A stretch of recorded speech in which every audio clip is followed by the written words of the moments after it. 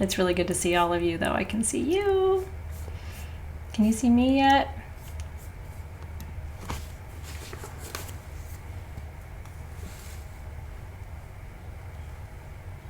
Can you guys see me? There you are. Renee can see me. Yay. Okay, good.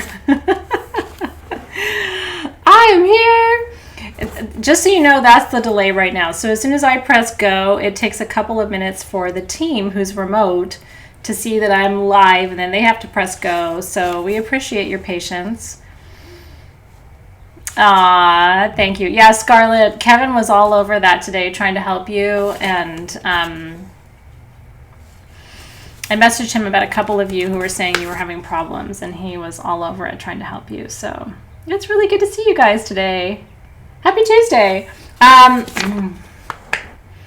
Your questions were great, as always. So today is your debrief and your coaching session. And is anybody new? Is this the first debrief for anybody? I would really love to know that, because these sessions are kind of it's a bonus class, okay, on top of your regular classes and your live readings and Elder Council and some of the other party bonuses of Soul Shift. This is a bonus. And this is the chance to ask questions. So Stephanie Brown says it's the first time for her live. It's Breezy Ray's first debrief. Brittany Blessing's first debrief. How exciting. First one for Marianne. First one for Amy. Look at that. And Sarah Hutchings. It's kind of exciting. So welcome to everybody who's new. We've had quite a few new members join us. Because this is a time when people are looking for connection and community. We're really glad that you're here. So, and then if you are in Soul Shift, that means you're also in Crystal Masters, and I'm doing live intuitive gemstone readings from 4:30 to 5:30 today in Crystal Masters. So if you want to see me for a whole bunch of hours, then you get to today. So it's Michelle's first debrief too. Che says she's tenured. You sure are, darling. And Beth, it's her first. A lot of much, it's her first. Look at that. I'm so glad. It's Lynn's second. You're still kind of new, Lynn.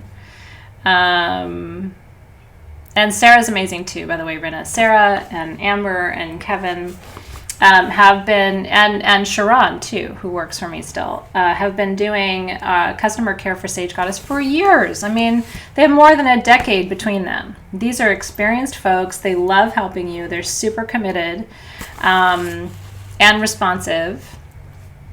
So I'm so glad you guys are having good experiences with them too. They really do care.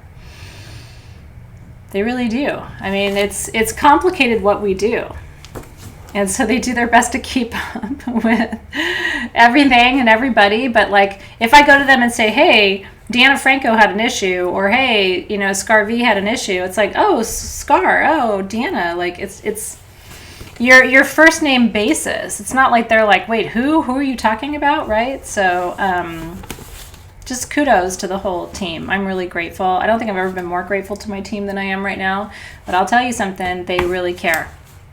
And a lot of you have not owned a business. Some of you have, but if you haven't, let me just tell you, you can't pay people to care. You can pay people to do their job, which is what it means to be an employer, but you can't pay people to care.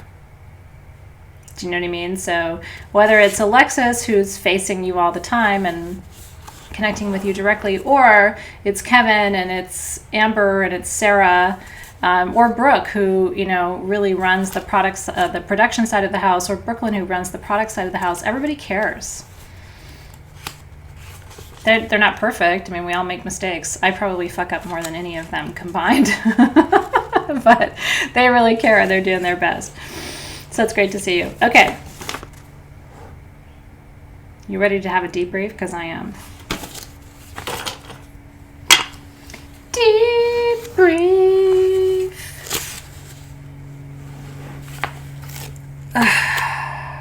I frustrate myself sometimes. I have no fire.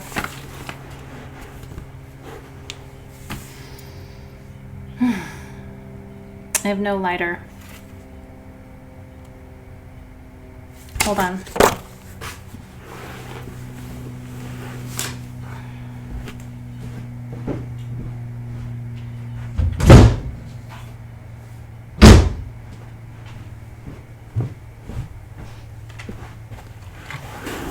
Old school fire. Because when we don't have lighters, we get to use matches. I know, Alexis, thank you. No, seriously, like every time my team does something, you know, that isn't like perfect, I think to myself, like, I've already screwed up 10 times today. So even if they screw up for the rest of the day, they can't do any worse than I'm doing. It's really true.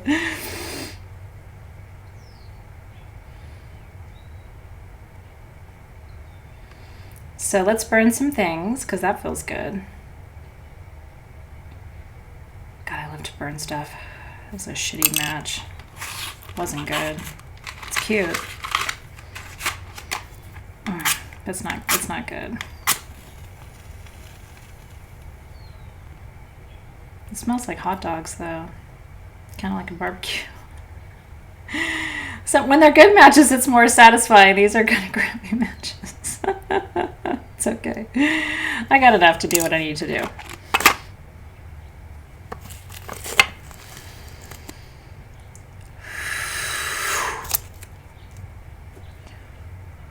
Let me blow on it and see if I can make it bigger.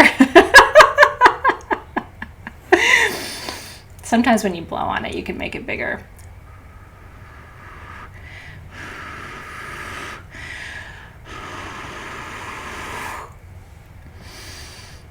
That's as big as I can make it for you. You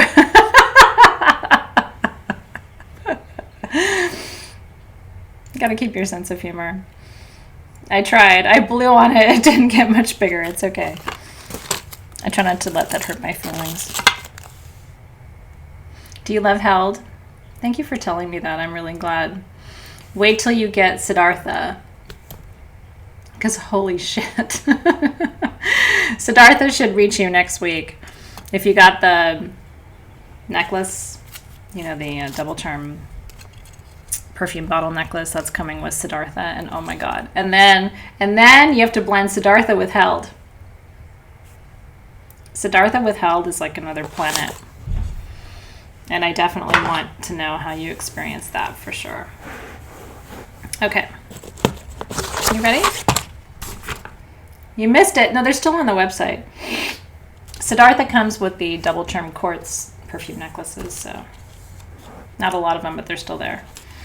They're so good. Held and Siddhartha are the two perfumes that I've made during this quarantine period. And then the third one that's coming is your Letha perfume. I was able to import elderflower essential oil. I've never had elderflower essential oil, and that's going to be in your summer solstice blend. So those are the three. You need Held, Siddhartha, and then the Letha perfume. Held is good, and the team will get it to you as soon as they can because they know it's an important one for right now. All right, let's talk about your questions, and we'll move on from product. We can talk about products later. Okay, so I'm going to dive right in. If this is your first debrief, I go in the order of the questions as they're printed for me. Whatever I don't get to today, I will follow up tomorrow with an audio. So I do actually answer every single question that you send in. Now, not everybody sends in questions. That's okay. But if you do send in a question, I do take the time to respond to you. So I'll get to as much as I can live today, and then what I can't get to, I'll get into in the audio tomorrow. And then every month this happens again. So Alexis will always post in the group, hey, for debrief, here's where you put your questions. So if you're like, oh, I didn't know I could ask a question, or there's still time to ask a question, next month you'll have another chance. And then during our debrief, I will go through and read them. And I literally do go through and write out answers to them all before I go live. So it's not off the cuff. I mean, I spent 3 hours preparing for today.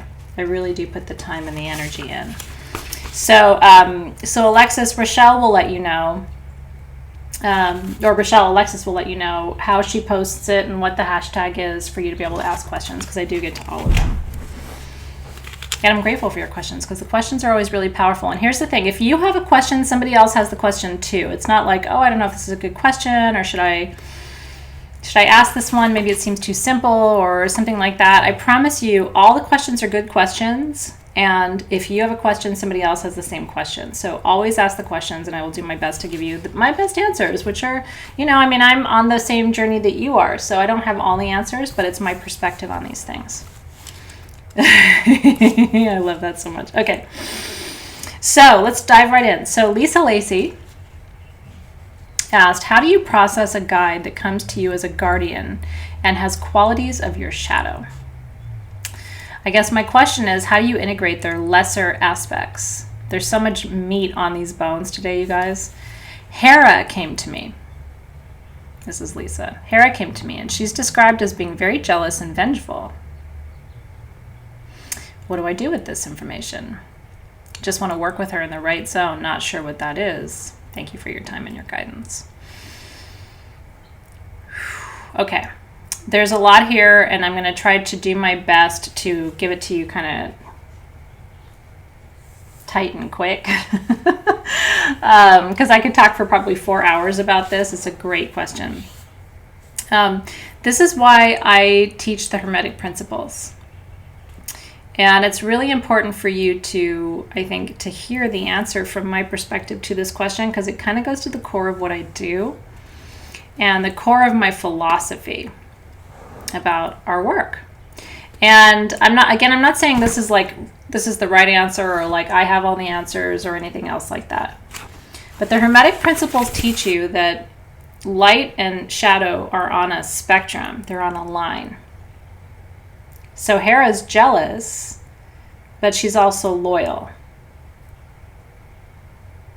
Did you know that jealousy and loyalty are two sides of one coin? It's the same energy. The same energy that makes you loyal can also make you jealous. It depends on where you are. So if you're working the highest evolutionary side of that coin, if your vibration is high, if you've been doing the work, then you're going to probably ride the side of loyalty. If you're in a lower vibrational place, loyalty looks like jealousy. So as an example, like in my relationship with Dave, I'm loyal, but I'm not jealous. I'm not constantly like, did you look at her? Oh, does that mean you want her? Oh, does she have something I don't have? Like those thoughts kind of don't cross my mind. I'm not a jealous person with him. I'm loyal, but I'm not constantly questioning him. Now, if I was in a different state, okay, where I was insecure, or I don't know what would have to happen to me to get me to that place. But then I would be like, if he looks at another woman, chances are I've looked at her already and been like, yeah, she's hot. We were walking, I think it was like 2 or 3 weeks ago, and this woman kind of walked by us, and I was like, wow, like she's hot. And he was just like, he saw it. I saw it first. Because I'm not threatened by other women. Does that make sense? So a Hera in her jealous aspect would be like, wait a minute, you looked at her? Like, why did you look at her? Is that, you want that? Is that what you're looking for? Well, you don't want me, maybe. Whereas if Hera's in her own groove, Hera's going to be like, she looks good. And like, did you see that? Because I saw that. And that looks real good.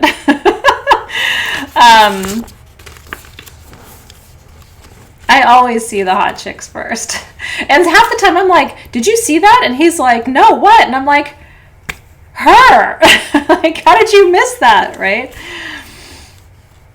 So now let's take this to a different place. This is a funny example, and it's kind of a super lighthearted one, okay? Somebody who's more successful than you are. You know what I mean? Like, ooh, if success is your thing, or if like your husband's attention is your thing, or if beauty is your thing, or if, whatever beauty is, I don't even know what beauty is, but whatever you think beauty is, right?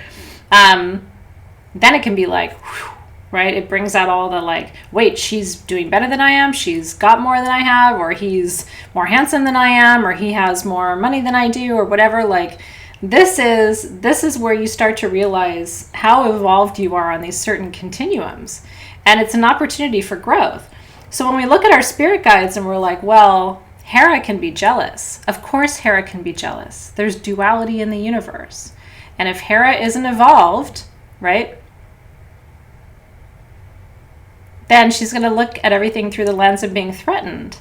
If Hera is evolved, then she's not going to look at things through that lens. It's just not even gonna be part of her mentality. But that's the same person. It's just where she is on the continuum of, is she evolved or is she not evolved? And here's what you need to know in response to this question, Lisa Lacey. The deities are evolved. It's how you receive their energy and how you interpret it and how you integrate it. Does that make sense? So, jealousy is really normal. My saying is, people always want the best for you until the best for you is better than what they have. Then they don't want the best for you anymore. Then they're like, well, I wish the best for you unless it's better than what I have. And then I wish you just the best of what I have, but not more than that, which is still jealousy, right? Like if you really wish for the highest good for everybody, then their highest good might be better than your highest good from your perspective, but you still have to allow that to be a possibility, right? Every energy is dual. This is why I taught you the Hermetic principles this month. I am gentle with you now in this moment. I can get very upset. I can get full of rage and fury. I mean, I am all fire in my chart. I can burn. I'm not that right now, but I have the capacity to express that. And then I have to learn how to work my energies. But I am polar, just like you. I have these different sides. And some energies will activate one side and some energies will activate the other side. It doesn't mean I'm good, bad, or any other thing. It just means that I have the capacity to be dual, and so do you. And so you can look and say, well, I don't know, I only want to work with that goddess if it's safe. Nothing is really safe, right? Everything has its polarity to it. And so it's really about coming into balance. This is why I've been teaching alignment for so long, right? Because every energy has to be aligned. You don't want to be all this or all that. You want to be somewhere in the middle and find your it's like a metronome, It's like we swing, but then we have to find the middle point, and that's the point of balance or alignment. So Hera can be super jealous and she can be super loyal, and then in the middle of all of that is her essence. And then she learns how to recognize, whoa, I'm too far to this end of the spectrum, or whoa, I'm too far on that end of the spectrum, and so I have to find my way back to the middle ground. Does that make sense? It's interesting, right? Yeah, I mean, partnerships with jealous people are really difficult. I can't have it because I find it really... sometimes when people are jealous, they want to control. And I don't like feeling controlled. So it's very difficult for me to be in a relationship like that, right?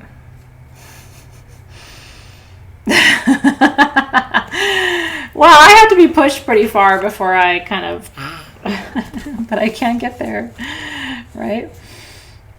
It's true. So anyway, Lisa Lacey had said, I want to work with her in the right zone. And so what I wanted to say to you, Lisa Lacey, today is the word right is an interesting word. We have to really challenge ourselves to hold space around right and wrong. I just posted on Facebook, and one of my comments was, I don't own right and wrong. You might say, well, this is right and this is wrong. And then I might say, well, I think this is right and that's wrong. And then my next door neighbor might say, well, I don't know, I think this is right and that's wrong. And the problem with right and wrong is that none of us own it. And none of us can define it. And none of us can declare it, right? We can't claim it because it's not fixed. You might think that the idea of a quarantine is wrong. And I might think that it's right. Which one of us is wrong? I don't know. I can see both sides. I think it's good in a way. I think it's bad in a way. It's kind of great. Depends on who you are. If you're 75 years old and not physically well right now, then it's probably a good thing. If you're 25 and you already had it, might not be necessary. We don't know. But if I say, well, this is right and this is wrong, then I'm sort of pretending to be an arbiter of the universe. And that's the one challenge I have with people, is that they act like arbiters of the universe. Right and wrong are not fixed. It's an issue of perception. And so I can say, I don't agree with your perception. I can say that. I don't agree with your perception. I don't like it. I don't think it's accurate. Not for me. But you might say, well, that's my perception and it's accurate for me where I am right now with the resources that I have and the life I'm living. Okay. And then can we look at each other and say, that's accurate for you and for me? Even though we look at the situation from two different vantage points. Does that make sense? Now, you could look at me and say, honestly, you're not helping, because this is so like, oh, everything is gray, and so you're right and I'm right. But the problem is with assessing the accuracy of perception.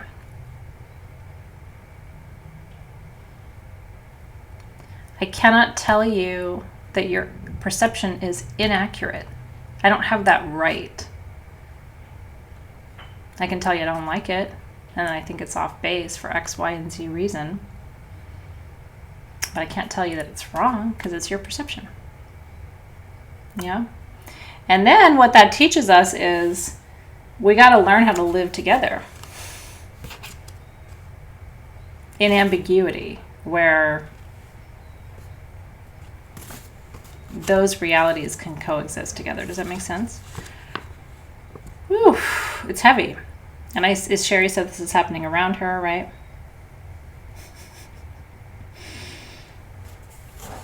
But at a certain point, it's your ego that stops and says, this is absolutely wrong.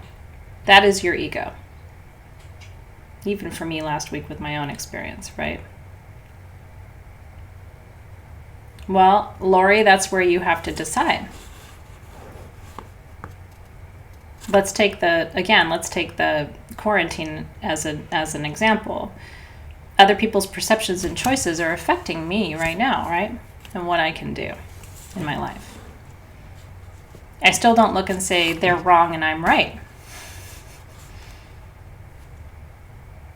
I don't think I own right and wrong.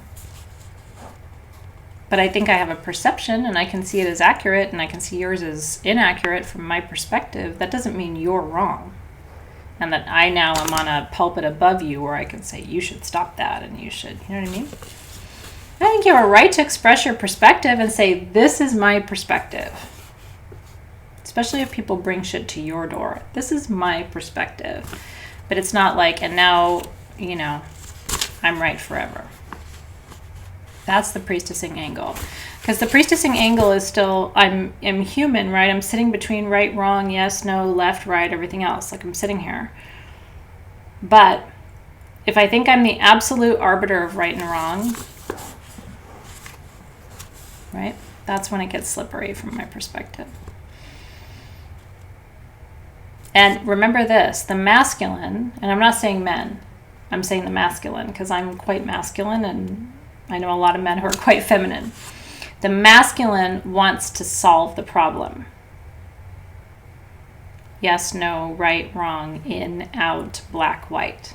The masculine wants to solve the problem. The feminine wants to understand the problem.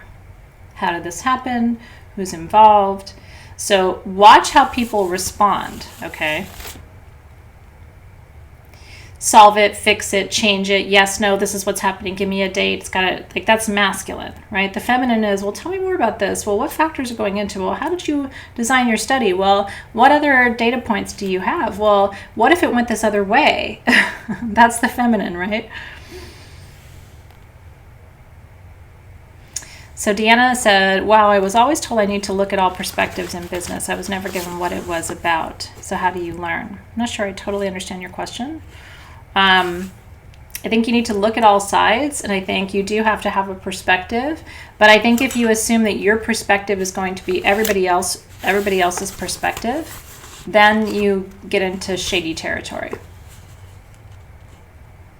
but the masculine wants to solve, right? Potentially, Lisa Lacey, I'm so glad you're here. So she said, this ego is saying there's a right way for me to do this. Yes, the word right is usually ego. Because right presumes the existence according to the Hermetic principles that I've been teaching you this month. If you say something is right, that has to presume that something else is wrong. Does that make sense? Because there has to be a point of counterbalance. If I say if I say yes to something, that has to presume that I could have also said no. So Scout is asking, so are you saying that in working with a deity, there's no right way? What I'm saying is the deities are no different from us. They have light and they have shadow. And when you work with an aspect of a deity, you have to recognize there are other aspects. I don't work with Kali a lot because there are some aspects of her energy, Scout, that I can't, I'm trying to choose my words like thoughtfully, manage, that are more challenging than other deities. Does that make sense though? I mean, I really want to make sure this makes sense to you. And again, this is all my perception, right? I love Kali, but I'm careful because there are certain aspects of her that are more difficult to manage. And when you sign up to work with somebody, you get the whole package. You don't just say, well, I want to work with Hera, but only when she's pretty and loyal. I don't want to work with Hera when she's jealous and petty, which are two of her shadow aspects, right? You don't get to kind of slice the bread that way and go, okay, Kali, I only want you in your force of creation. I don't want to work with you, Kali, in your force of destruction. So can you just bring your creation energy and just leave the rest of that? Because I'm not really into that and I'm not really doing that right now. That's like saying to me, which certain people have, and it is what it is, but like, hey, Athena, I want to work with you when you're love, light, and rainbows, but hey, when you get frustrated, I don't know if I want that. It's like, or like, hey, that's the equivalent of saying, hey, I want to work with you when you have makeup on, but when you take your makeup off, like, I don't know if I want that. You get the whole sandwich. You don't just get the turkey and the mustard. You get the bread and you get the mayonnaise. And then, you know what I mean? I love you, Sherry. No, but you know what I mean? Like, you don't get to pick and choose. This is kind of how it goes. And you learn from both. I mean, I don't just learn from people when they're doing the best job. I don't just learn from my kids when they're getting along and they're not fighting and they're doing their homework and following all the rules. I also learn from my kids when they freak out and don't respond well to a situation or fight with each other or, refuse to acknowledge what I'm saying. I still learn from them, right? So you have to... This whole month, do you guys see it? And Lisa was just a mouthpiece for it. She just asked a question that opened this sort of box, right? But this whole month is about getting you to see that it's all part of the package. The yes, the no, the in, the out, the black, the white, the hard, the easy, the edgy, the soft, the fire, the water, right? I mean, it's one. And you can't say, I only want the maple bar and leave the rest of the bakery behind. That's not how energy works. Energy is a totality. And I applied the Hermetic principles this month to teach you exactly this. Your partner, your family, your neighbor, your employee, your best friend has duality. And so you can't go in and say, I only want to work with you when it's right. I only want to work with you when it looks good. I only want to work with you when... But then the rest of it, can we put that in parentheses and just put it in a box and lock it up and push it down into our root chakra and shit it out? The answer is no.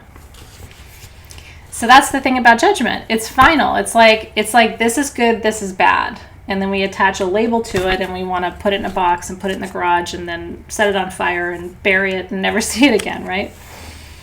Now, I want to say something to you, and bear with me for a minute, okay? Because I'm in touch with so many people right now around so many issues that are coming up in this moment relative to the quarantine. And so I promise you, I will literally get to every question, if not today, in the recording tomorrow. But it's worth a double click on this for a second, which this has nothing to do with me. It's what I'm observing, but I think it might be helpful for everybody. I have multiple friends and clients who are, whether it's conscious or subconscious, doing an entire inventory of their relationships right now. Okay, this is happening everywhere. My personal life, my professional life, people I know, I mean, in my broader network, everywhere. They seem to be putting their relationships under a microscope right now and looking at like, I don't know. I don't know if I like that behavior. I don't know if that works for me. I don't know if that, I didn't like that. I'm seeing a lot of that. Oh, you know what? If we're going to stay married, if we're going to stay friends, I have a friend who's doing this with all of her friendships, okay? If we're going to stay friends, I'm going to need you to do less of this and more of that, and I'm not getting enough of that, and I don't know if I like that, and I'm seeing this other side of you here. They're turning all of their relationships around. I'm noticing this as a trend. And I don't know if it's because people have more time to turn the diamond right now. It's happening with friends of mine who are therapists. It's happening with friends of mine who go to therapy. It's happening with distant friends. It's happening in my community, okay? And I just think that you're learning the Hermetic principles for a reason right now. And when I designed this month, it was before the virus.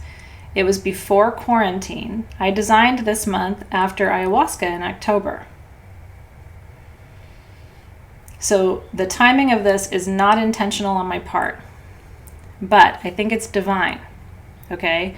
Because we all have better visibility into our mainline relationships right now. We're spending more time, we're paying more attention, we are looking through the microscope at you and you. Do you remember that show? What was it called? I grew up in the 70s and I used to watch this show and it was like, I see you, Joe. I see you, Bonnie. What was it? Romper Room or something? And I was always afraid she was going to say, I see you, Athena.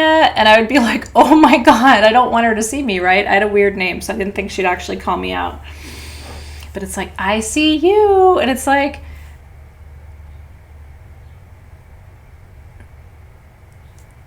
was it Romper Room? Okay. I was always afraid she was going to call on me. If I was, I shouldn't have been afraid she was going to call on me. She never called on me either, Bianca. It's okay. But every time she would go I was like, oh God, she's going to see me today, right? Carolyn, she really saw you and your grandmother sent in your name. Did you like it? Because I think I would have shit my pants, honestly. If the Romper Room lady had looked through her thing and saw me, I think I honestly would have just completely crapped myself. I think I would have had a moment. Anyway, I'm saying all of this to you because if you're doing this right now, I see you, Joanne, and I sure don't like these 6 things about you, I want to encourage you not to do that right now. And I know that sounds like a judgment. Just wait a few weeks, okay? Wait a few weeks to have your full, if you really want to judge and evaluate and do that, can you just wait until June? Because you might find that you're more accurate after this.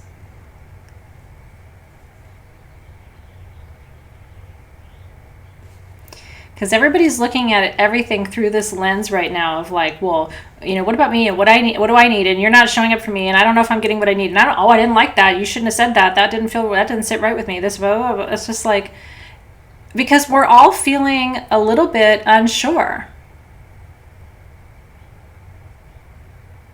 And so we're all, instead of turning that lens inward and going, what can I address right now?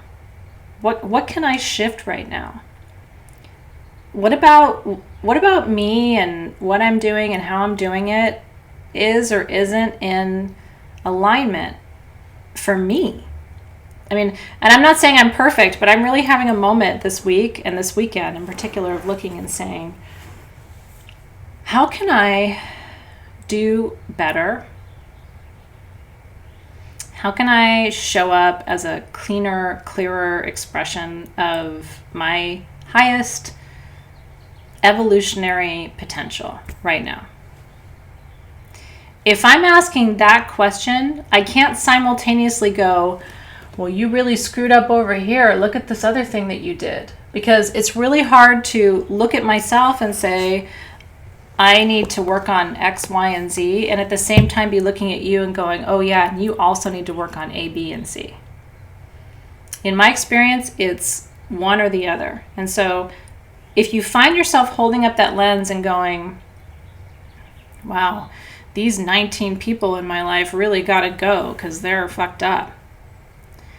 Try looking at yourself and saying, I need to manage my energy differently.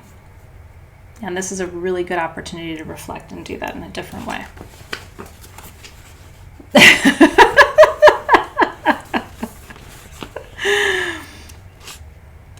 I'm not saying the people in your life are doing a perfect job at all, okay? But I'm just saying some of that,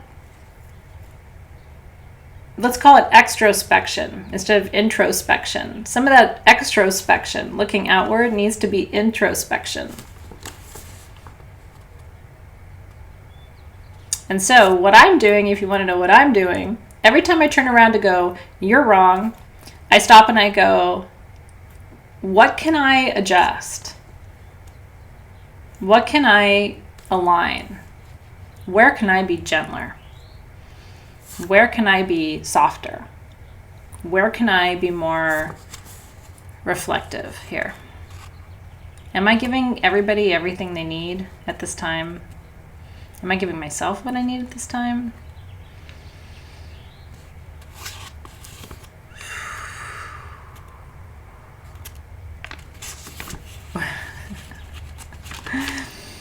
Yeah. So the goddesses and the gods are as flawed as the humans are. Right? They have their light aspects and they have their shadow aspects that can create chaos and confusion and disaster, but so can we. And so we have to look at them with the same amount of compassion and humility and integrity that we look at ourselves. Yeah, if your partner wants space, give it to your partner. But also make sure your needs are being met and do your best to meet your needs too. And if you're finding like your partner isn't giving you everything that they need to give you or that you feel like you deserve or whatever, like consider filling in that gap with a different kind of connection too. Maybe you need to call in your friends a little bit closer. Maybe you need to build your friendships a little bit more tightly. Maybe you need to lean on your community. You guys are drinking? I don't have anything but water. Yeah. So looking at that, Sherry, right? It's like, but are there ways that you can receive what you need? The things that you want from him? Are there different ways to get those things? In a good way.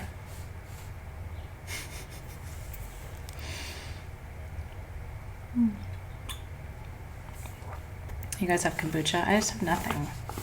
It's okay, I needed more water today. It's been really hot and dry, so I'm trying to rehydrate. Well, masturbate.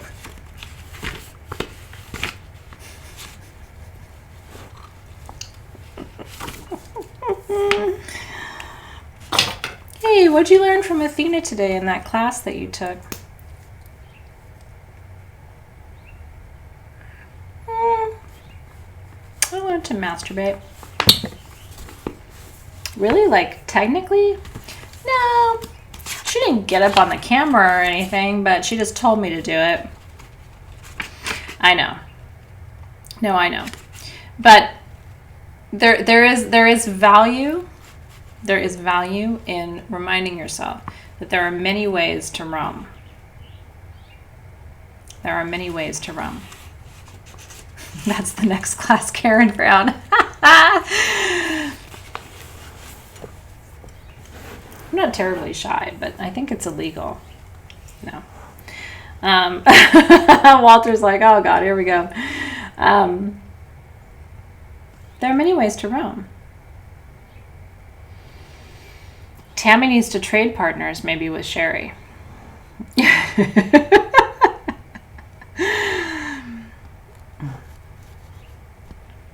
It's worth asking your spirit guides, what's the best way, however you want to frame it.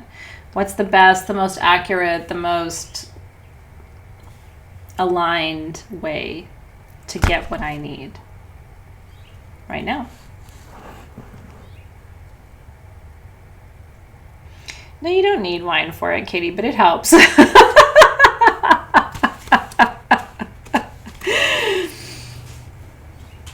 What's the best way for me to meet this need? Yeah, well, no sex can be a deal breaker, but it's also about communication. Like, here, I need this, you know what I mean? And then how do we work together? So the topic of reciprocity came up in another,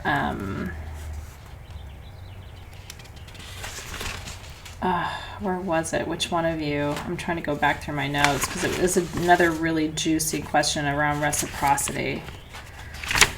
Oof. Oh, hold on. It was almost at the end. I'll bounce here and then I'll go back and I'll be good and stay in order. It was Candace Mills. So let's go to Candace really quick. So Candace said, my question is around managing expectations as it relates to reciprocity in relationships. So she said, I have a message spirit stalked me with for weeks. Stop being the go-to person for people you can't go to. It was showing up repeatedly, sometimes days in a row. I realized this message is also about how I show up in relationships. Really interesting if you can listen to this for a moment.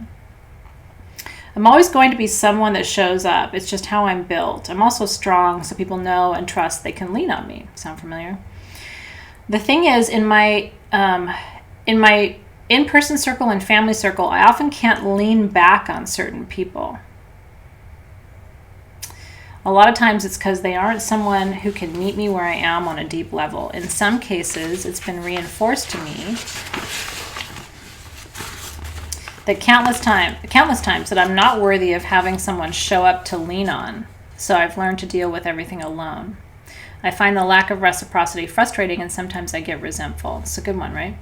An added layer is I've realized I need to start focusing more on the connections with those who can meet me where I'm at. When it comes to men, I've gotten caught up in putting all this energy into them, and often they can or are incapable or unwilling to meet me where I am and don't show up or pick and choose when it's convenient for them. I want to change this cycle in my life. These are the relationships that have reinforced the belief that I'm not worthy of being seen. Right? I'm really glad this is coming up tonight. Maybe we were supposed to spend the hour on these two questions, and like I said, I'll get to everybody's tomorrow, but this seemed really important. So she said, I'm really making the effort to show up right now, to check on people. I want to do this. I believe it's needed, part of the individual lesson. But there have been moments when I'm like, wow, I do this and it's not returned. Or someone asks how I'm doing. I say it's been a hard day. Then it's crickets on their end, right? We're kind of taught in society to discard any relationship that doesn't go both ways. I'm a very deep person. I've worked on this in therapy, old soul. It's not easy to find people to meet me there. I truly want to be someone that shows up, that people can lean on, and to be okay if it's not reciprocated because I have other relationships where it is. I'm a healer and a giver, and this is my life's work. I'm learning to manage how much I tell a person who I know won't reciprocate as a boundary for myself. As a healer and a giver and a deep soul, how do you manage these expectations of yourself and others? How do you work with reciprocity within your practice and relationships? I don't want to go back to closing my heart and saying, fuck it, if you can't give back, I don't need you. It's not a competition, but society teaches this mentality which only feeds the ego and resentment and martyr in myself and others.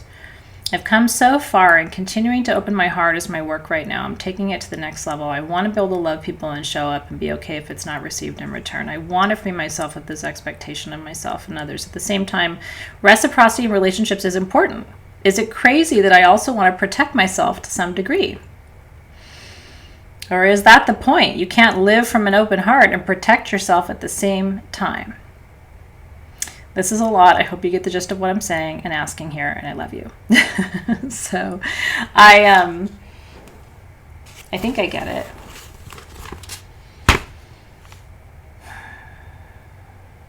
You know, sometimes I pause because I really take my work with you very seriously.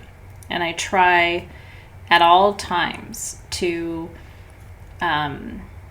be a good channel, to not just say, oh, here's what Athena thinks or whatever, but to really try to hear like a more global, universal perspective on these big questions that you're asking, because I don't have all of the right answers, right?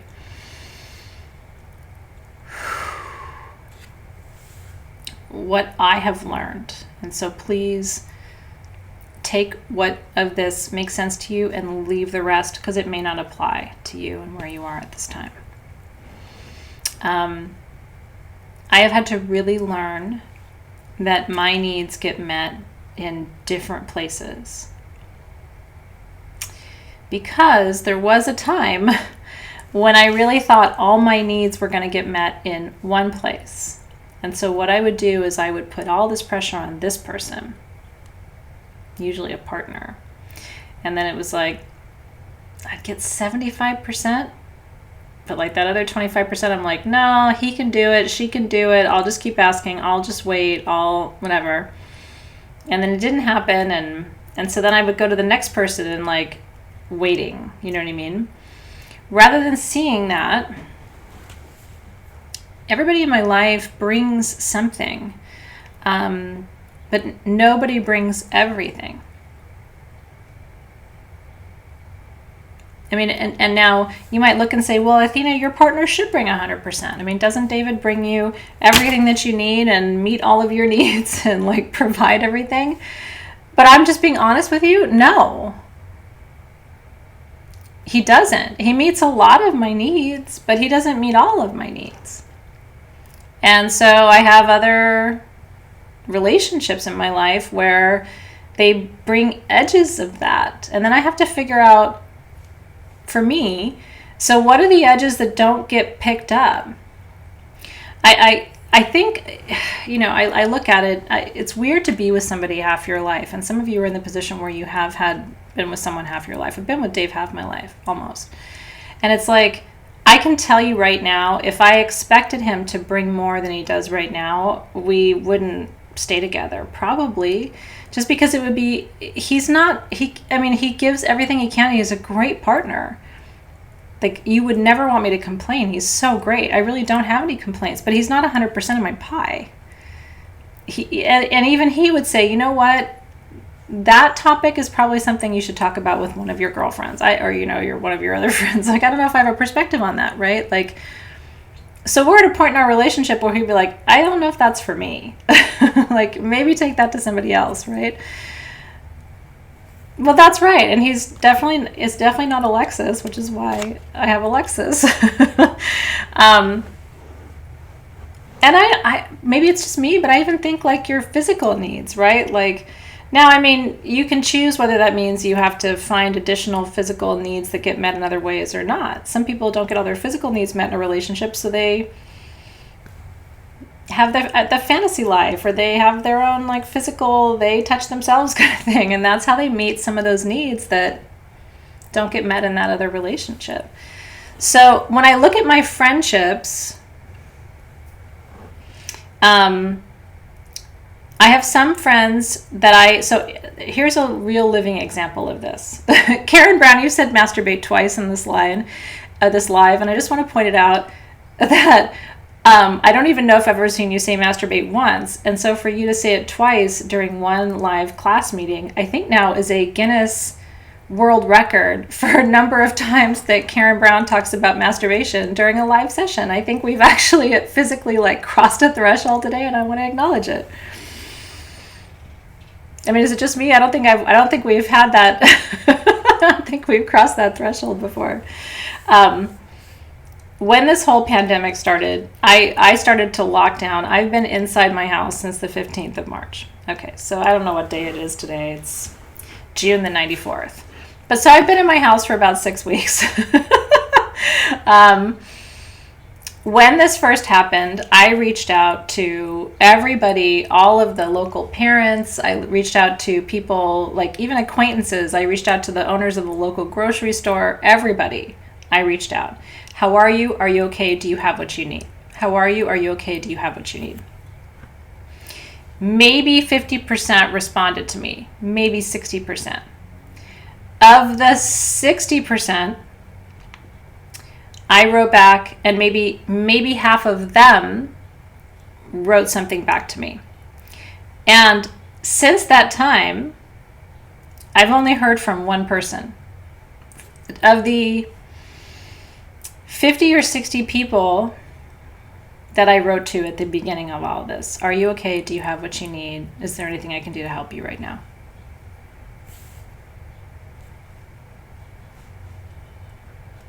Okay.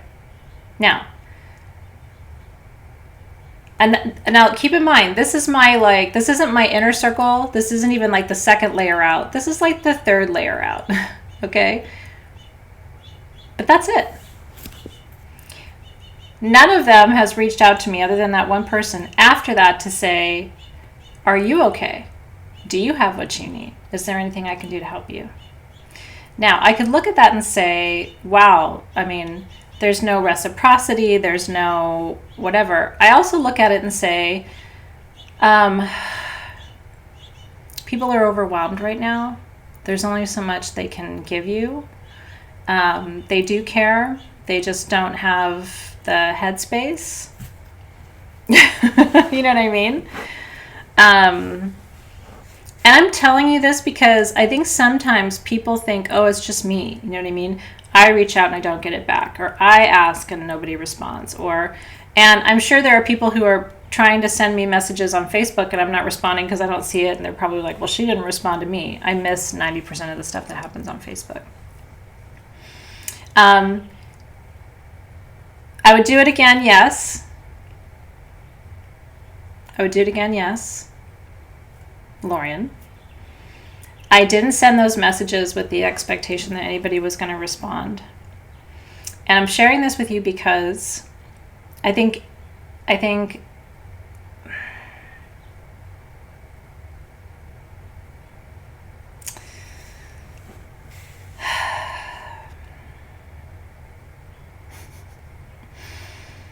this is a really challenging time for people, and I think they're doing the best they can. And I think people respond to us from the highest place of their personal evolution where they are at this time. And am I okay? Yeah, no, I'm great. I mean, I'm very lucky. I have a lot of people around me who show up and care for me. So I didn't reach out because I needed anything. I reached out because I was concerned.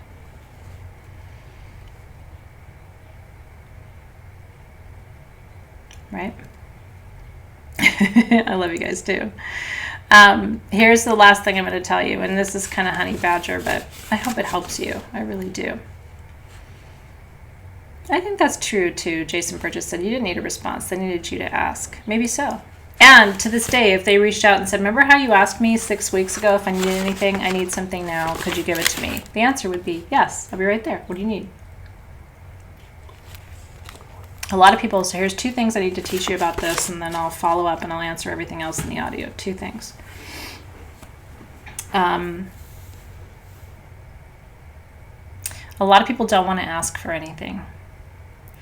A lot of people subconsciously don't want to ask you for anything.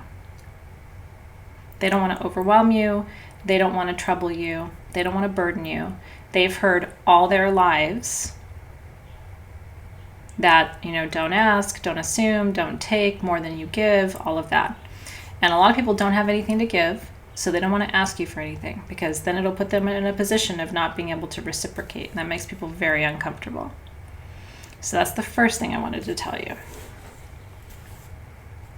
So when they don't respond, it's not because they don't need anything, it's because they haven't yet learned how to ask.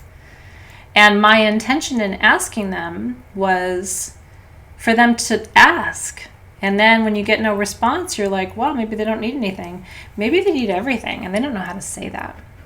So that's the first part of my response. Look at that, life learner. I see it as a sign of weakness to ask for help. How many of us learned from our parents?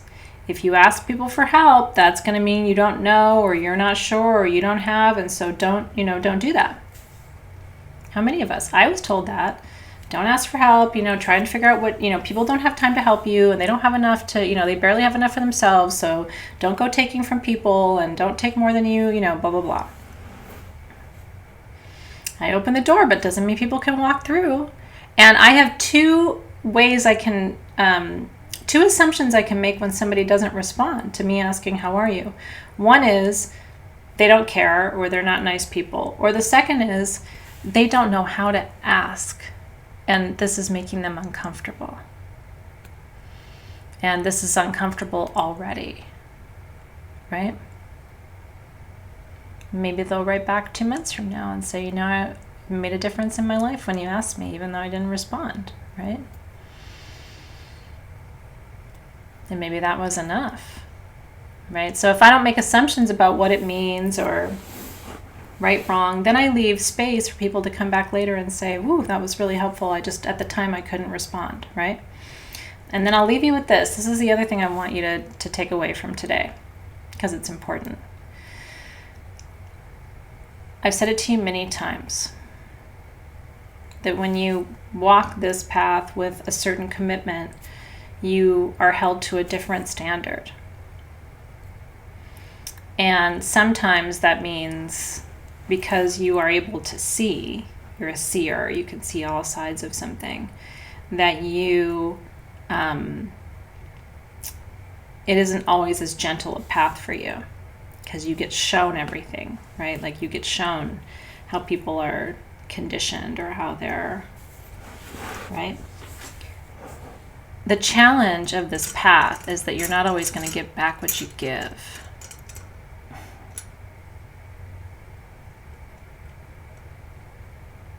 I'm going to say that again.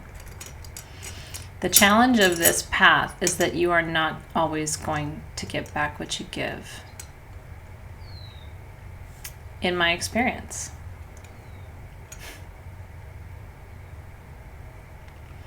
If I expected that, this would be so fucking hard. I mean, I can't expect it. It's unrealistic, it's unkind, it's unfair, it's judgmental. But I wouldn't trade this path for anything, because I love it, and I came here to serve other people. I didn't come here to get everything that I give. And I've learned that I get lots of different things from different people in different ways. And if I can learn how to appreciate that, it is enough. So if you were to ask me, like literally on a scale of 0 to 100, how satisfied am I with my life? In honesty, 95%.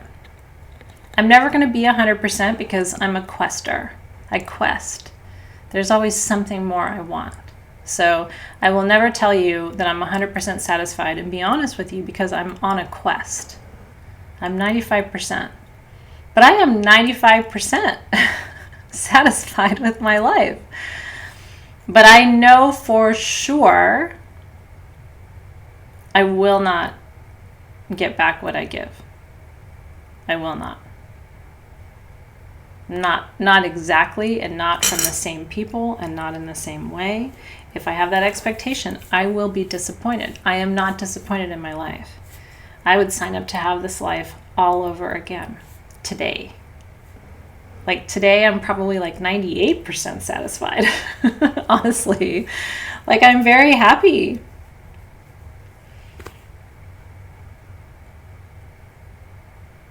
So I don't look at you and say, well, I gave you A, B, and C, and you only gave me A and B back, and go, well, you should have, I don't look at it that way.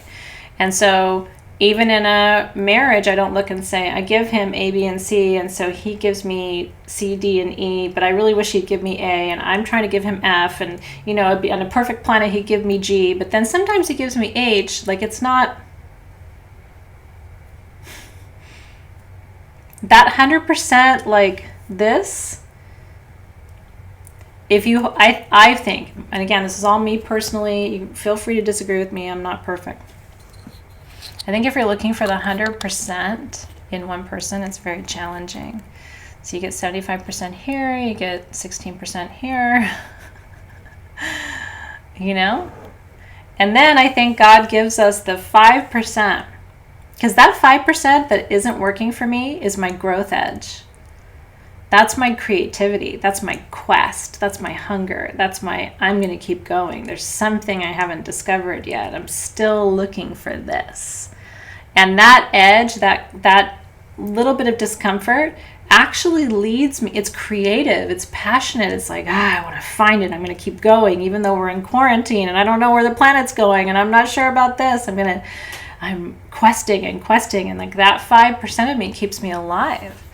If I found that 5% right now in another human being, like a little bit of my hunger wouldn't be alive. It's like I love that kind of like, I'm not done yet. I don't know what this looks like yet, right?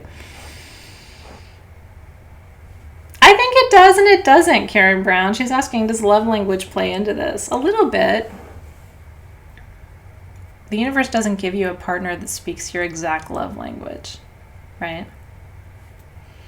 Not very often. Oh, I love Abraham Hicks.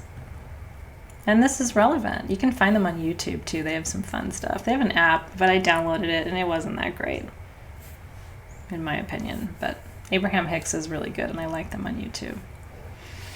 So my advice to you, and honestly, when I do the audio for you, so many of your questions were about this that I think I probably answered like a quarter of you without saying it directly, because so many of you were on this page. Stay hungry a little bit. You know what I mean? And when you find yourself wanting to be full, recognize the power that comes from your desire. It's really funny. One of my, and then I promise I'm going to end because I got to go into Crystal Masters for live readings and I got to get ready for that. One of my first teachers, I don't know how long ago this was, maybe 25 years ago, maybe now. Yeah, I was in my early 20s, 25 years. I remember I was so hot to trot for this guy. And I remember saying, I just want him and I want to devour him and I want to consume him and I want to eat him and I want to have him for breakfast, lunch, and dinner. And it was early in the relationship. And I remember she said to me, it was so powerful. She's like, no, you need to wait as long as you can for that. And I was like, what? And I'm like, I just want to. And she was like, no, that desire is creative. It's powerful. It's a source of the life force. And she's like, you need to wait as long as you can. And then indulge it a little bit and then don't. And then indulge it a little bit and then don't. She's like, that hunger will grow you from the inside out. And so part of what I try to do in my life is keep my hunger alive because it's growing me from the inside out. And so I don't, as funny as it is, I don't want every one of my needs to be met all the time to sort of bring it full circle. Because that, like, and maybe it's because I'm part lion, but I can just feel when I'm hungry, and I'm just like, I want it. And it's like, but that I want it energy is so fruitful, right? And especially right now when we're all kind of pent up, I think part of us thinks, oh, I'll feel better if I'm getting out all my needs met, or if I'm not hungry anymore, or and it's like, don't forget the power of your hunger to grow you from the inside.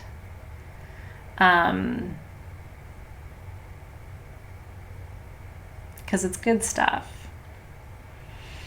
And this particular teacher, when I was in my 20s, she was in her 40s. And so, I always looked at her as like one of the most beautiful, sensual, powerful women. She was so alive and vital at that time in my life. And I look back now and I'm like, she knew what she was talking about. She'd been through that phase, and she recognized the gift of it, and how we just, in our early years, we want to have all of our needs met because that feels like it's going to solve the issue. But part of your desire as a human being is to create. And so try to sit with that. So at the time, she was a professor of anthropology. But she was an expert in indigenous plant medicine. And so I took a class with her, and then I ended up taking a class with her. And so she was this really big powerhouse professor, but she used to go vision questing in the Southwest desert like every other weekend, and pretty amazing human being. I was lucky to cross paths with her when I did. She taught me a lot. But she was an anthropologist. I mean, she was a student of life. Anthropos means man in Greek, right? And ology is the study of, right? I'm glad today was good. I didn't know where it was going to go, but I knew it was going to be deep. And part 2 will come tomorrow for you as an audio. So get ready for that. And we have class tomorrow too. From 2 to 3 we have live readings tomorrow, and then from 4 to 6 we have session 4 of Soul Shift, which is crafting. And so I'm really glad. I'm touched by today too. This is all of our learning edge. I don't have all the answers, which is why I was kind of hesitant today, because I don't want to come across as like, oh, I've got this figured out. Oh, no, I know exactly what to do. I don't, and I'm challenged in a lot of the same ways that you are, but I've also had to figure parts of this out to navigate this time in my life. And so I'm glad that you enjoyed it. Okay, so I'm going to sign off. Go get ready. In 15 minutes, I'll be live in Crystal Masters Facebook group for our live intuitive stone reading session. There was a great suggestion in there to do a pop quiz of Guess This Stone. So I'm going to do that, and then I'm actually going to give away the stones that I use for the quiz.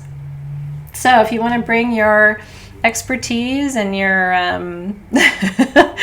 and all your best guessing skills to our live readings, I think it's going to be a lot of fun for you guys. So you're very welcome, and I will look forward to seeing you either in 10 minutes or 15 minutes in Crystal Masters, or tomorrow for class. And again, our live readings are in our Facebook group, and then our class is 4 to 6 tomorrow on YouTube, and I can't wait. All right, you guys, yay, I'm glad it was helpful, and the audio will be there for you tomorrow as well. Have a great rest of your evening, and thank you, Alexis, for being there. I'll see you soon.